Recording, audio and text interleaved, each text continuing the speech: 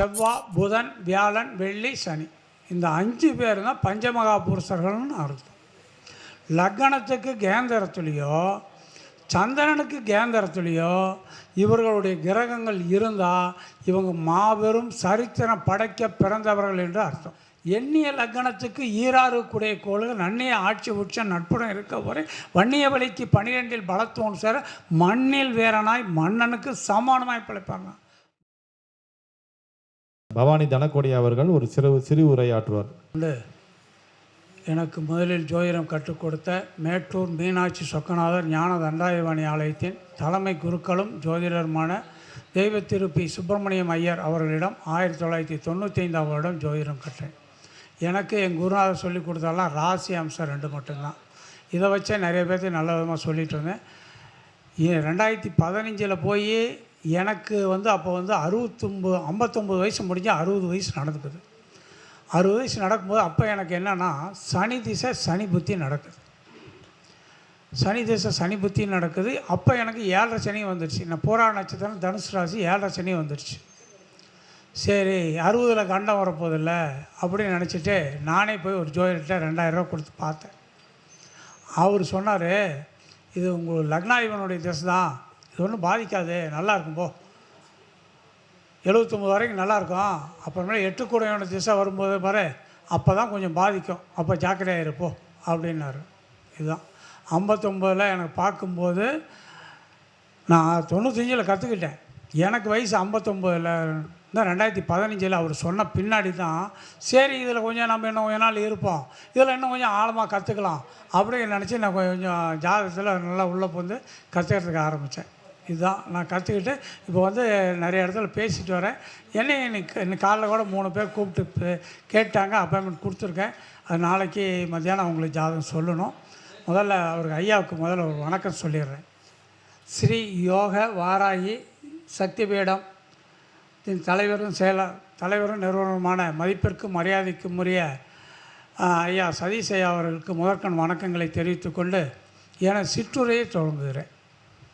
யாராச்சும் நம்ம இதுவரைக்கும் நினச்சிருக்கிறோமா, எம்ஜிஆர் எப்படி வந்தார், கலைஞர் எப்படி வந்தார், கருணாநிதி காமராஜர் எப்படி வந்தார், கண்ணதாசன் எப்படி வந்தார், இவங்கெல்லாம் பேர் புகழ் எப்படி, ஜெயலலிதா அம்மா எப்படி வந்தாங்க, பேர் புகழ் எப்படி அடைஞ்சாங்க நம்ம எப்பாச்சும் சிந்திச்சு பார்த்துருக்குமா? நம்மளுது நாம் எப்படி நம்ம பிள்ளைங்க நல்லா இருக்கணும், யார் எப்படி வந்தாங்க, எப்படி இவங்க புகழ் அடைஞ்சாங்க, அதெல்லாம் என்னைக்கே சிந்திச்சு பார்த்துருக்குறோமா? இல்லை. நம்ம ஜாதகம் நல்லா இருக்கா, நல்லா இருக்கு, நம்ம பையன் பிள்ளை நல்லா இருக்குமா, நல்லா இருக்கு, இதுதான் பார்த்துட்ருக்குறோம்.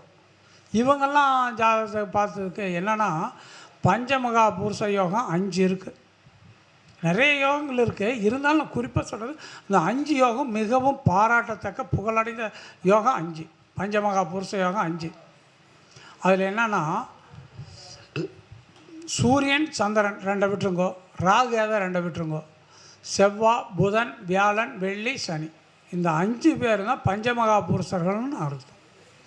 லக்னத்துக்கு கேந்திரத்துலேயோ சந்திரனுக்கு கேந்திரத்துலேயோ இவர்களுடைய கிரகங்கள் இருந்தால் இவங்க மாபெரும் சரித்திரம் படைக்க பிறந்தவர்கள் என்று அர்த்தம். அதுவும் ஒரு லக்னம் ஆண் ராசியில் இருந்து நட்சத்திரமும் ஆண் ராசியில் அமைஞ்சிருச்சுன்னா பேர் புகழ் அந்தஸ்து கௌரவம் எல்லாம் படைச்சி இவர்கள் பேர் புகழ் இருந்தாலும் பேர் சொல்ல வேண்டும், இறந்தாலும் பேர் சொல்ல வேண்டும் சொன்னார் எம்ஜிஆர். அவர் பாடினார். அது மாதிரி அவர் பேர் புகழ் நிலைச்சு நிற்கும். ஐயா கண்ணதாசன் ஐயா இறந்தாலும் கூட அவருடைய பாட்டும் பேரும் புகழும் இன்றைக்கு நிலைச்சிருக்கு இல்லையா? அவங்கெல்லாம் வர்றதுக்கு எனக்கு தெரிஞ்ச ஒரு இதெல்லாம் சொல்கிறேன், மெமரி இருக்கிறத சொல்கிறேன். மதிப்பிற்குரிய முன்னாள் முதல்வர் டாக்டர் கலைஞர் ஐயா ஜாதகத்தை சொல்கிறேன். அவர் கடக லக்னத்துக்கு 2ஆம் வீட்டில் ராகு, 3ஆம் வீட்டில் 4 சனி பகவான். அது சனி பகவான் 4 கேந்திரமா, அது சசயோகம். 5 குரு, 6 7 செவ்வாய், அது ருசக யோகம். 8 கேது விட்டுருங்க, 9 10 புதன். இது புதன் இருக்கிறது 10 யோகம். 3 யோகம் வந்துருச்சு. 5 யோகத்தில் 3 யோகம் வந்துட்டா. அவர் மிருகசீர்ஷ நட்சத்திரம் ரிஷபராசி. சூரியன் வைகாசி மாதம் பிறந்தவர், அங்கேயே தான் அமாவாசையில் பிறந்தவர். குழந்தைங்க ஏதாச்சும் ரொம்ப அடாவடித்தனம் பண்ணிச்சுன்னா ஏன்னா அது அமாவாசையில் பிறந்திருக்க மாட்டாங்க அப்படின்னு பெரியவங்க திட்டுவாங்க அந்த பசங்க. அதே மாதிரி அவர் அமாவாசையில் பிறந்தவர். சூரியன் சந்திரன் ஒரே வீட்டில் ரிஷபத்திலே இருக்கும். 5ஆம் வீட்டிலேருந்து குரு நேராக பார்வை. இது 11 10 புதனாச்சா, 11 சூரியன் சந்திரன், 12 சுக்கிரன். இதுதான் அவருடைய ஜாதகம். ஜாதகத்தில் 3 யோகம் வந்துருச்சா. ஆரம்ப காலத்தில் அவர் மிருகசீரிஷ நட்சத்திரத்தில் செவ்வாயில் திசையில் பிறந்து ராகு திசை முடிகிற வரைக்குமே, ராகு 2ஆம் வீட்டில் லக்னத்துக்கு 2ஆம் வீட்டில் இருந்தார். 2ஆம் வீட்டை விட்டு பிரிஞ்சு ட்ரெயினில் வரதுக்கு கூட காசு இல்லாமல் முடியாதான்னு சொல்லி அவர் பேசியிருக்கார். அவருடைய புத்தகமெல்லாம் எடுத்து நான் படித்து பார்த்தோமா அவர் தெரியும். இந்த 3 யோகம் இருந்தனால அவர் நாட்டை ஆண்டாரா ஆடலையா நினச்சி பாருங்க. இந்த பஞ்சமகா புருஷ யோகம் 5 யோகத்தில் இந்த 3 யோகம் வேலை செஞ்சு அவர் அப்படி. புரட்சி தலைவர் டாக்டர் எம்ஜிஆர் அவர்கள், முன்னாள் முதல்வர், அவர் எப்படி கும்ப லக்னம். லக்னத்துக்கு 2ஆம் வீட்டில் ஒன்றும் இல்லை, 3ல் குரு, 4ல் 1, 5ல் கேது, 6ல் சனி பகவான், 7ல் 1, 8ல் 1, 9ல் சந்திரன் சுவாதி நட்சத்திரம் சந்திரன், 10ல் 1, 11ல் சுக்கிரன் ராகு, 12ல் சூரியன் புதன் செவ்வாய். இதுதான் புரட்சி தலைவர் எம்ஜிஆருடைய ஜாதகம். அவர் சுவாதி நட்சத்திரம் பாருங்கள். லக்னமும் ஆண் ராசியில் வந்துருச்சு, ராசியும் ஆண் ராசி சுவாசியில் வந்துருச்சு. நம்ம அதில் சொன்னோம் இல்லையா, லக்னமும் ஆண் ராசி, ராசியும் ஆண் ராசியில் வந்தால் பேர் புகழ் அந்தஸ்து அடைவார்னு சொன்னல. அவர் 2 பேர் புகழ் அடைஞ்சாரா இல்லையா. அவருக்கு எப்படி யோகம்னு பாருங்கள். சந்திரனுக்கு சுவாதி நட்சத்திரம் துலா ராசியில் சந்திரன், சந்திரனுக்கு 7ல் குரு, கஜகேசரி யோகம், குரு சந்திர யோகம் வந்துடுதா. அதே சந்திரனுக்கு 10ல் சனி பகவான் சசயோகம் வந்துருச்சா. சந்திரனுக்கு 4ல் சூரியன் செவ்வாய் புதன், செவ்வாய்க்கு ருஷக யோகம், புதனுக்கு 10 யோகம், 4 யோகம் வந்துருச்சா. சுக்கிரன் தான் போய் 11ல் உட்காந்துட்டார் ராகுவோட சேர்ந்து. ராகு என்ன பிரம்மாண்டம், சுக்கிரனா யார் பெண்ணு, புரிஞ்சுங்கோ. அதெல்லாம் நான் நிறைய விளக்கக்கூடாது. அப்படி இந்த 4 யோகம் வந்தனால அவர் அரசு ஆண்டாரா இல்லையா. ஆனால் ஆரம்ப காலத்தில் ரொம்ப கஷ்டம், ரொம்ப கஷ்டப்பட்டு நாடகத்தில் வந்து நடிச்சுக்கிட்டு ரொம்ப பிற்காலம் தான் பாருங்கள் பேர் புகழ் அந்தஸ்து அறிவு எப்படி வந்திருக்காரு. அதுதான் அந்த யோகங்கள் இருக்கிறவங்க அத்தனை பேரும் நல்ல விதமாக தான் வருவாங்க. அதுதான். அப்புறம் இன்னும் கண்ணதாசனை பற்றி சொன்னாங்க. கண்ணதாசன் ஐயா வந்து சிம்ம லக்னம். கண்ணதாசன் ஐயா வந்து சிம்ம லக்னம். சிம்ம லக்னத்துக்கு 4ஆம் வீட்டில் சனி பகவான் இருக்கார், அது சசயோகம் ஆயிடுச்சுங்களா. அதுவும் லக்னம் பாருங்கள் ஆண் ராசி. சந்திரன் அவர் வந்து அஸ்வினி நட்சத்திரம் மேச ராசி, ராசியும் ஆண் ராசியில் வந்துருச்சு, லக்னமும் ஆண் ராசி வந்துருச்சா. அவர் இறந்தாலும் அவர் பாட்டுனால இன்றைக்கி பேர் புகழ் அந்தஸ்து அரைஞ்சாரா இல்லையா. எம்ஜிஆர் அவர் அரசவை புலவருங்கிற பட்டத்தை கொடுத்தாரு. எம்ஜிஆர் எப்படி வந்தார் பாருங்கள். லக்னத்துக்கு 4ஆம் வீட்டில் சனி பகவான் இருக்கார், அது சசயோகம். சந்திரனுக்கு 4ல் பாருங்கள், அவர் ஜாதகத்தை முழுசும் சொல்லிடலாம். சிம்ம லக்னம், 2ஆம் வீட்டில் 1, 3ல் 1, 4ல் சனி பகவான், 5ல் கேது, 6ல் 1, 7ல் 1, 8ல் குரு, 9ல் சந்திரன், 10ல் 1, 11ல் சூரியன் ராகு, 12ல் செவ்வாய் புதன் சுக்கிரன். சந்திரனுக்கு 4ஆம் வீட்டில் செவ்வாய் புதன் சுக்கிரன் 3 பேர் வந்துச்சா. செவ்வாய் ருஷக யோகம், புதன் பத்திர யோகம், சுக்கிரன் மாளவிய யோகம் வந்துடுச்சா. இவர் சசயோகம் வந்து 4 யோகம் வந்துருச்சா. பேர் புகழ் அந்தஸ்து அறிவோடு இருந்தாரா இல்லையா.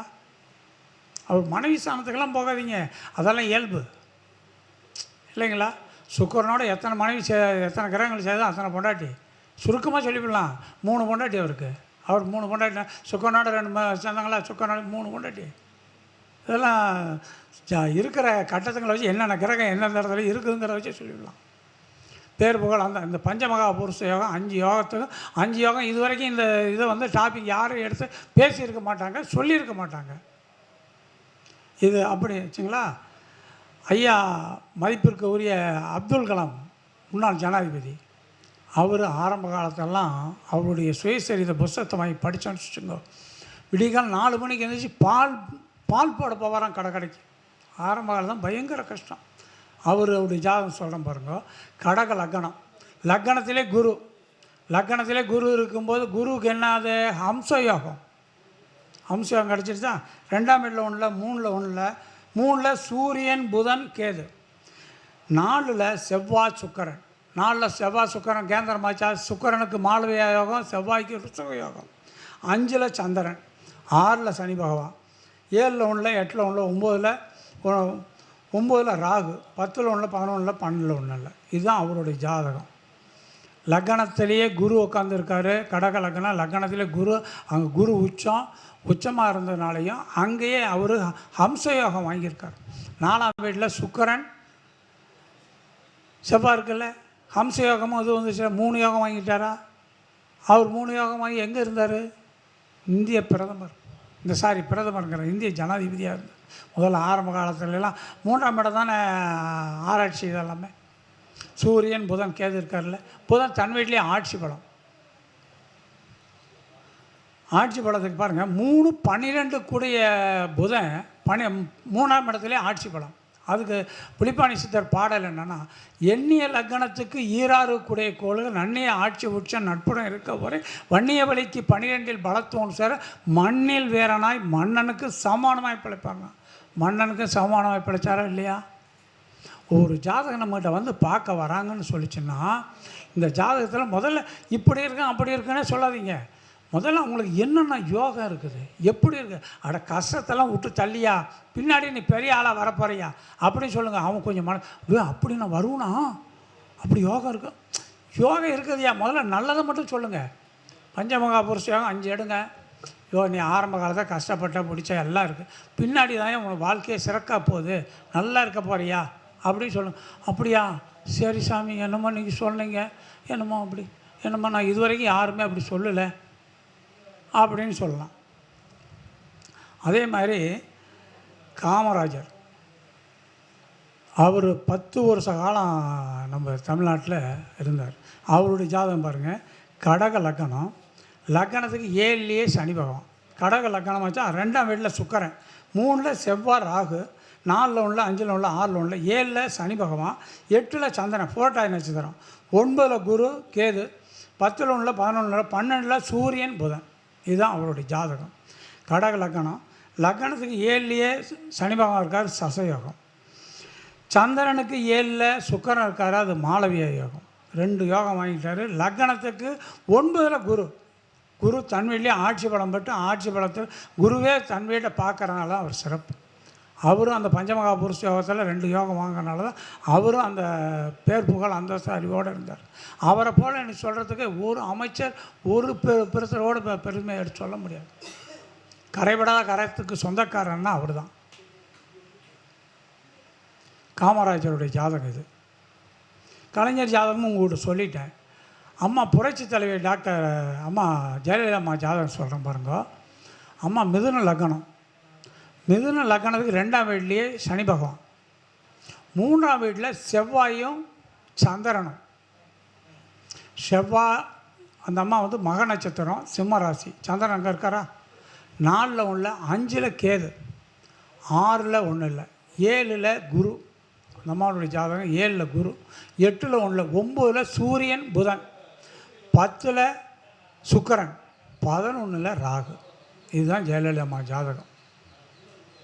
அதுக்கு ஜாதகத்தை பாருங்கள் சொல்கிறாங்க. அதில் எப்படின்னா, மிதுன லக்னத்துக்கு 2ஆம் வீட்டில் சனி பகவான் இருந்துட்டார், 3ல் செவ்வாய் இருக்காரா, சந்திரன் இருக்காரா. சந்திரனுக்கு லக்ன கேந்திரத்துக்கு செவ்வாய் இருக்காரா, செவ்வாய் ருஷகயோகம் வந்துருச்சா. 4ல் 1 இல்லை, 5ல் ராகு கேது, 6ல் 1 இல்லை, 7ல் வந்து குரு உட்காந்துருக்கார், குரு அம்ச யோகம், 8ல் 1, 9ல் சூரியன் புதன். சூரியன் புதன் சந்திரனுக்கு நேராக இருக்கார் பாருங்க. சந்திரனுக்கு 7ல் புதன் இருக்காரா, 10 யோகம் வந்துருச்சா. 10ல் சுக்கிரன் கேந்திரமா, மாளவிய யோகம் வந்துருச்சா. 4 யோகம் வந்துருச்சுங்களா. 4 யோகம். அந்த அம்மா என்ன பேர் புகழ் அந்தஸ்து அறிவு அடையலை. ஒரு தமிழ்நாட்டின் முதலமைச்சர் 8 மொழி பேசக்கூடிய ஒரே அமைச்சர் அவர் தான். பேசி முடிச்சுருங்க, நான் அப்புறமால ஒரு பொறுமையாக பேசுகிறேன். இல்லை நீங்கள் பேசி முடிங்க. இல்லை நீங்கள் பேசி முடிங்க. நீங்கள் பேசுகிறது எனக்கு கொஞ்சம் டிஸ்டர்பாக இருக்குது. நீங்கள் பேசி முடிச்சுருங்க. ஏன்னா நிறைய பேர் கூட்டமாக இருந்தால் தெரியாது. இல்லை நீங்கள் பேசி முடிச்சுருங்க, நான் பேசிடுறேன். ஒன்றும் இல்லை, புரியுங்களா. பேர் புகழ் அந்தஸ்து அறிவோடு இருந்தாங்களா. 8 மொழி பேசக்கூடிய ஒரே முதலமைச்சர் தமிழ்நாட்டின். இந்திரா காந்தி கூட அப்படி இல்லை, அந்த அம்மா ஜெயலலிதா அம்மா தான் வந்தாங்கல்ல. அதுதான் சுக்கிரன் போய் 10ல், கேளப்பா அசுரகுரு கேந்திரம் கோணத்திலிருந்து கெட்டவர்கள் கண்ணுற்று நோக்கினால மாலப்பா அசுரகுரு பலனளிப்பார். அப்பனே உப்பருகே மேடை உண்டு வைரங்கள் முத்துமாலை வளமாக சூடியிருக்கும் வளவேதான் கூறப்பா குடிநாதன் பலமறி கொற்றவனை புலிப்பாணி சாட்டினேங்கிறார். சுக்கரன் பத்தில் வாழ சூரியன் சுபித்து நிற்க தக்கதோர் மந்தர் நோக்க தரணியில் உயிர்த்தோரெல்லாம் மிக்கதோர் புகழினோட மேனிலை பதவி பெற்று சிக்கலே இன்றி செய்தொழில் புரிவாலே அரசினாலேங்கிறார். அரசாங்கத்தில் வேலையில் இருப்பாங்களாம். அந்த அம்மா அரசாங்கத்தில் வேலையில் அரசாங்கத்தையே எடுத்து நடத்துனாங்க. இந்த பாடல் புலிப்பாணி பாடலாம் வீணாக போச்சு. 10ல் சுக்கரன் கலசை லக்னத்துக்கு 7ஆம் வீட்லேயே குரு உட்காந்துருக்காரு. பாதகாதேவி பாதக ஸ்தானத்திலேயே, அதுதான் பாதகம்.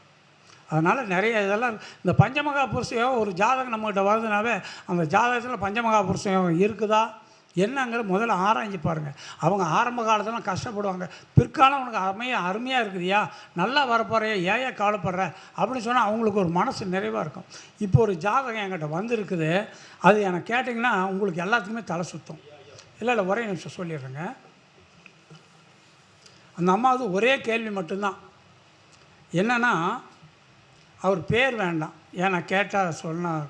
அவரோட டேட் ஆஃப் பர்த்து 27/6/1929.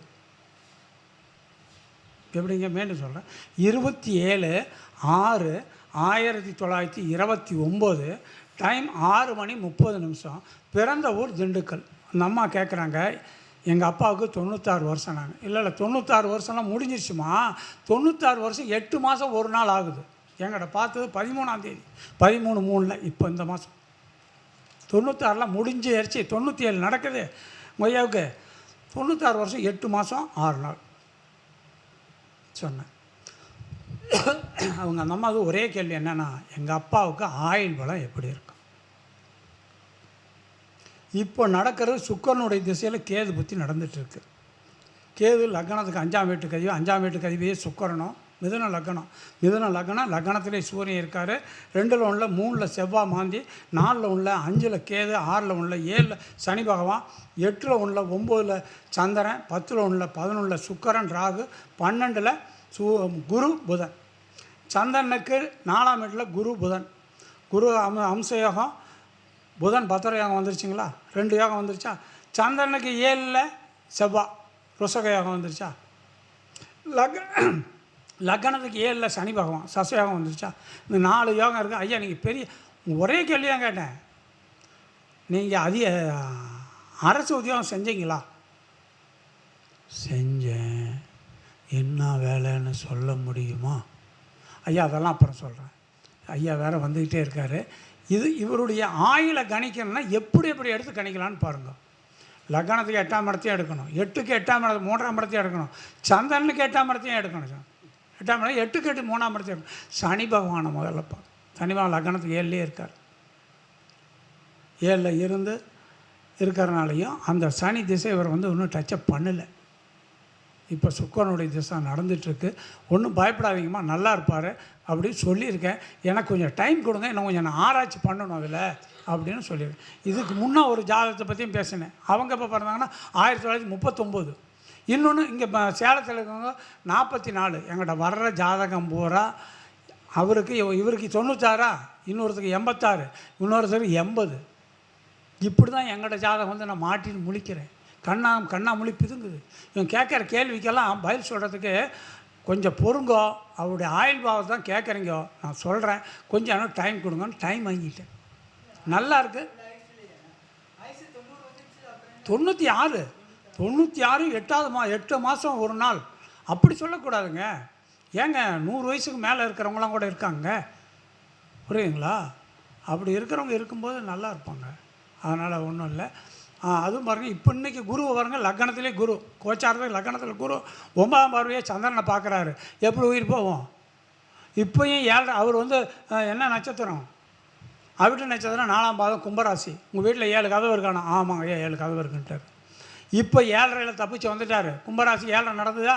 7 சனி விரைச்சனி தப்பிச்சார். ஜென்மச்சனின்னு நினச்சா பால் சனி என்ன பண்ணி போட போகுது? 7 சனியை 3ஆம் சொத்துலேயே தப்பிச்சு வந்துட்டார். 100 வயசுக்கு மேலே இருப்பார். கொஞ்சம் பொறுங்க, ஆயுள் பாதிக்காது. அந்த அம்மாவுக்கு என்ன கேள்வி? என்னடா இவர் தொந்தரவு பண்ணுறாரே அப்படின்னு அந்த அம்மாவுக்கு எங்கள் ஆயுள் பாவத்தை மட்டும் சொல்லுங்கள். அதெல்லாம் சொல்கிறேன். நல்லா இருப்பார், ஒன்றும் கவலைப்படாதீங்க, நல்லா இருப்பார். அவர் வாத்தியாராக இருந்திருக்காரு, பென்ஷன் வாங்கிட்டு இருக்கார். சரிங்களா? எவ்வளோ பேசணும்னு ஆசைப்பட்டேன், இன்னும் பேசணும். ஏன்னா ஐயா இல்லை, நல்லா இருக்கார், நல்லா இருக்கார். லக்னத்திலே குரு உட்காந்துருக்காருல்ல, எப்படி என்ன பண்ணுவார்? ஒன்றும் பண்ண முடியாதுல்ல. லக்னத்திலே குரு உட்காந்துருக்காரு, அது 9ஆம் பார்வையை சந்திரனையே பார்க்குறாரு, எப்படி இதாகும்? லக்னத்துக்கு 10ஆம் வீட்டில் சனி மகா இருக்க கர்மஸ்தானத்தில் இருந்தாலும் அவர் வந்து 8, 9 கூட இருந்தானே 10ல் போய் உட்காந்து, அது குரு வீட்டில் தானே உட்காந்துருக்காரு. குரு இப்போ வந்து அவருக்கு சந்திரனுக்கு குரு கேந்திரத்தில் உட்காந்துருக்காங்க. ஒன்றும் பாதிக்காதமா நல்லா இருப்பார், கவலைப்படாதீங்க. இன்னும் கொஞ்சம் எனக்கு டைம் கொடுங்க, எனக்கு காசுக்கு வேண்டாம், நான் ஆராய்ச்சி பண்ணி நான் சொல்கிறேன் அப்படின்ட்டு. இதுதான் நான் நிறைய பேசணும்னு இருந்தேன். கடைசியாக வந்து ஐயா திங்காசத்துக்கு ஊறுகாய் தொட்ட மாதிரி கடைசியாக வந்து என்னை ஊறுகாய் மாதிரி தொட்டுக்கிட்டாரு. சரி, இன்னொரு அடுத்த மீட்டிங்கில் வந்து நல்லா விளக்கமாக தெளிவாக பேசுகிறேன் அப்படின்னு வேண்டி கேட்டுக்கிட்டு, என் பெயர் பவானி, என் தனக்கோடி, என் செல் நம்பர் 95 14 72 80 51. என்கிட்ட ஜாதகம் பார்க்கணுன்னா எனக்கு வாட்ஸ்அப் மூலிமா பார்த்து சொல்கிறேன். நன்றி, வாழ்க வளமுடன். இவ்வளோ நேரம் எனக்கு பேசுகிறதுக்கு டைம் கொடுத்த மதிப்பிற்கும் மரியாதைக்கும் உரிய, போற்றுவதற்கும் பாராட்டுக்கும் உரிய, அன்பிற்கும் பாசத்திற்கும் உரிய ஐயா சதீஷ் ஐயா அவர்களுக்கு அநேகம் கோடி வணக்கங்களையும் வாழ்த்துக்களையும் சொல்லி நன்றினை சொல்லி விடைபெறுகிறேன். நன்றி, வணக்கம், வாழ்க வளம்.